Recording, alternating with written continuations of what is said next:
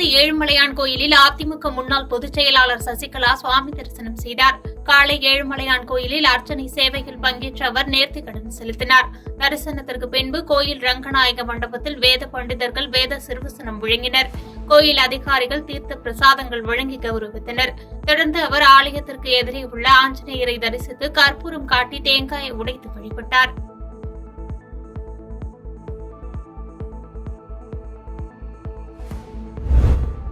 துபாயில் இருந்து சென்னை திரும்பிய தமிழ்நாடு காங்கிரஸ் கமிட்டியின் ஊடக தொடர்புத்துறை தலைவராக நியமனம் செய்யப்பட்ட பொருளாதார நிபுணர் ஆனந்த் சீனிவாசன் சென்னை விமான நிலையத்தில் செய்தியாளர்களை சந்தித்தார்.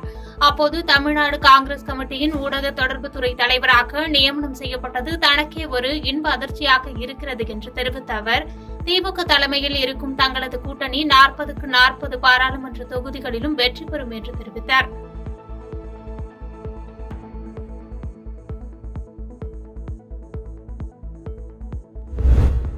பதிமூன்று கிராமங்களை உள்ளடக்கி சுமார் 4800 ஏக்கர் பரப்பளவில் 2வது பசுமை விமான நிலையம் அமைக்க மத்திய மாநில அரசுகள் அறிவிப்பு வெளியிட்டு அதற்கான பணிகளை துவக்கியுள்ளது.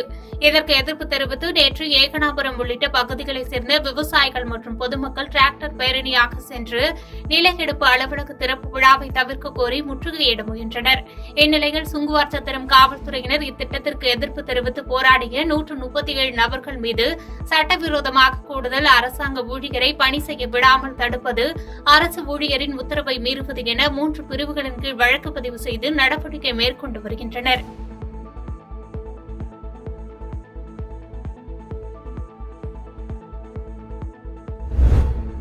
தருமபுரி மாவட்டம் பெண்ணாகரம் வட்டம் மஞ்சாரப்பள்ளி ஊராட்சிக்குட்பட்ட நரசிமேடு, செல்லங்குடி, ஏர்கோள்பட்டி, மஞ்சாரப்பட்டிக்காடு, செம்மேடு உள்ளிட்ட பகுதிகளைச் சேர்ந்த 150க்கும் மேற்பட்ட பொதுமக்கள் ஏரியூர் வட்டார வளர்ச்சி அலுவலகத்தை திடீர் முற்றுகை போராட்டத்தில் ஈடுபட்டனர். 100 நாள் வேலை திட்டத்தை பாரபட்சமாக வழங்குவதாகவும், கடந்த 4 மாதங்களுக்கு முன்பு செய்த 100 நாள் வேலை திட்ட பணிக்கு தற்போது வரை சம்பளம் வழங்கவில்லை எனவும் குற்றம் சாட்டியதோடு, இதுகுறித்து கேள்வி எழுப்பினால் ஊராட்சி மன்ற தலைவர் எனக்கா ஓட்டு போட்டீங்க என அலட்சியமாக கேட்பதாக வேதனை தெரிவித்தனர். மேலும் அதிகாரிகள் வட்டார வளர்ச்சி அலுவலகத்தில் இல்லாததால் சாலை மறியலில் ஈடுபட்டனர். இதனைத் தொடர்ந்து சம்பவ இடத்திற்கு வந்த ஏரியூர் போலீசார் உரிய அதிகாரிகளோடு பேச்சுவார்த்தை நடத்தி பிரச்சினைகளுக்கு தீர்வு காணப்படும் என உறுதியளித்ததைத் தொடர்ந்து போராட்டம் கைவிடப்பட்டது. இதற்கிடையில் பெண்ணாகரம் நாகமரை பிரதான சாலையில் 1 மணி நேரம் போக்குவரத்து பாதிக்கப்பட்டதால் வாகன ஓட்டிகள் மற்றும் பாதசாரிகள் கடும் அவதியடைந்தனர்.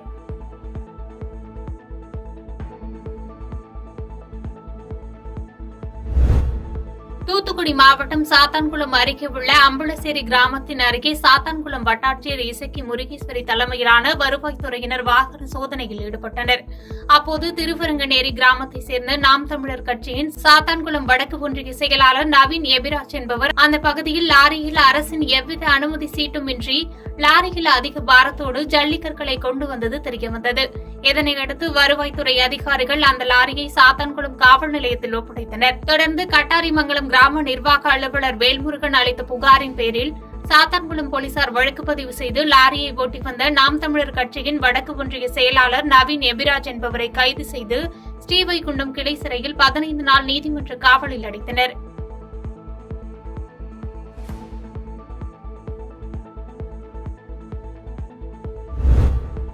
கோவை மாவட்டம் மேட்டுப்பாளையம் ரயில் நிலையத்தில் 15 கோடி மதிப்பிலான மேம்பாட்டு பணிகளுக்கான அடிக்கல் நாட்டு விழா நிகழ்ச்சி நடந்த நிலையில் காணொலி காட்சி வாயிலாக பிரதமர் நரேந்திர மோடி அப்பணிகளை துவங்கி வைத்தார். மேட்டுப்பாளையம் ரயில் நிலையத்தில் நடைபெற்ற இந்த நிகழ்ச்சியில் மத்திய இணையமைச்சர் எல் முருகன் கலந்து கொண்டார். பின்னர் செய்தியாளர்களிடம் பேசிய மத்திய இணையமைச்சர் எல் முருகன், நீலகிரி தொகுதியில் போட்டியிடுவீர்களா என்ற கேள்விக்கு, நீலகிரி தொகுதியில் பாஜக நிச்சயமாக போட்டியிடும், வேட்பாளர் யார் என்பதை தலைமைதான் அறிவிக்கும் என்று தெரிவித்தார். ஜனதா கட்சியில் இணைந்து கொண்டிருக்கிறார்கள். அனைத்து கட்சிகளிலும் இணைந்து கொண்டிருக்கிறார்கள். நேற்றைக்கு சிட்டிங் எம்எல்ஏ நேற்றைக்கு இணைஞ்சதில் எங்கிருந்து இணைந்தார்கள்? காங்கிரஸ் கட்சியில்.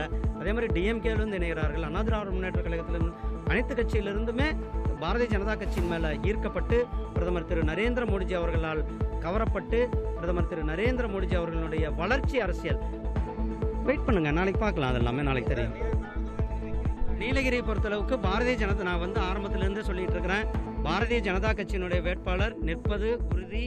எங்களுடைய வேட்பாளர் யார் என்பது எங்களுடைய கட்சி, எங்களுடைய பாராளுமன்ற குழு இருப்பது, அந்த குழுவானது அவர்கள் அறிவிப்பார்கள்.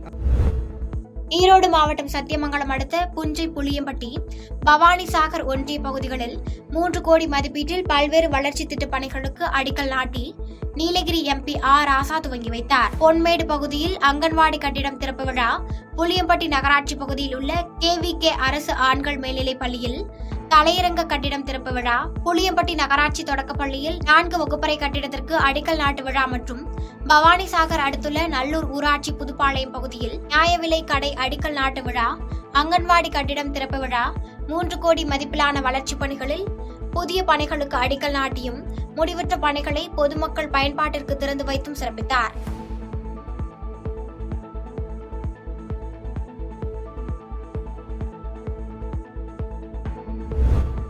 ராணிப்பேட்டை மாவட்ட 2வது மாபெரும் புத்தக திருவிழா 2024 கைத்தறி மற்றும் துணிநூல் துறை அமைச்சர் ஆ காந்தி அவர்கள் குத்துவிளக்கு ஏற்றி தொடங்கி வைத்து பதிப்பாளர்களின் புத்தக அரங்கங்களையும் பல்வேறு அரசு துறைகளின் மூலம் அமைக்கப்பட்டிருந்த பல்வேறு பணிவிளக்க கண்காட்சி அரங்கங்களையும் பார்வையிட்டார். பின்னர் நிகழ்ச்சியில் பேசிய அவர், ஒரு மனிதனுக்கு சிந்திக்கின்ற ஆற்றலானது படிப்பதால் மட்டுமே பெற முடியும். அதனால்தான் மாண்புமிகு முதலமைச்சர் அவர்களின் தலைமையிலான மக்களாட்சியில் மாவட்டந்தோறும் மாபெரும் புத்தக திருவிழாக்கள் நடத்தப்பட்டு வருகிறது என்று பேசினார்.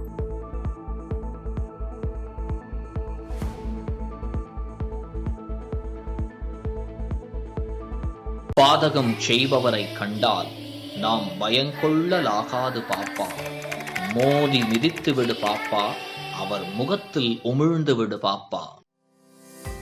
அண்மை செய்திகளை உடனுக்குடன் தெரிந்து கொள்ள இணைந்திருங்கள் இயம்நாடு தொலைக்காட்சியுடன்.